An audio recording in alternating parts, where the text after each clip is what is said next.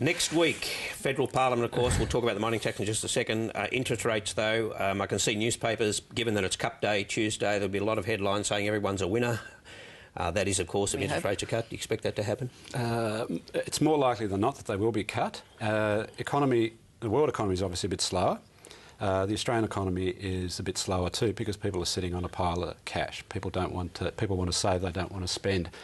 And the thing that the Reserve Bank has got, once it's got inflation in the box, and it appears to be in an underlying sense in the box, there's no reason why it wouldn't ease, just to give people a bit of confidence again. Now, in the minute or two we have next, Laura, when the mining tax is introduced this week, can you see that as an issue that might set the mood for the rest of the year, certainly what's left of the parliamentary year? Well, it potentially does. Of course, there's a lot of other noise now.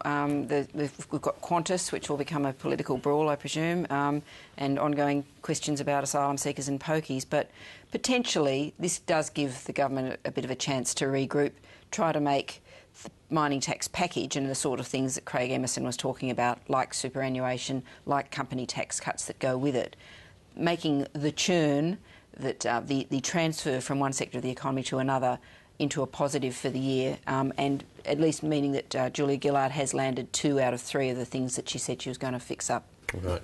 Now, Inside Business is gearing up for a special program in a moment, so we're just turning things on its head a little. We're going to take observations, talking pictures, still coming up, so wait for that. Final observation, George? In the run-up to the GST, the Reserve Bank was increasing, not cutting interest rates. Interestingly, 6 to 8 months out from the introduction of the carbon tax, it's in an easing cycle. Just before I go to you, Gerard, we'll take an observation now from Barack Obama, who appeared with Jay Leno this week.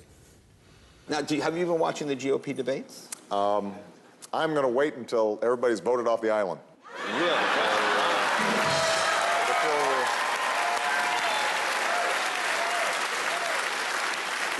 Once they narrow it down to 1 or 2, I'll start paying attention.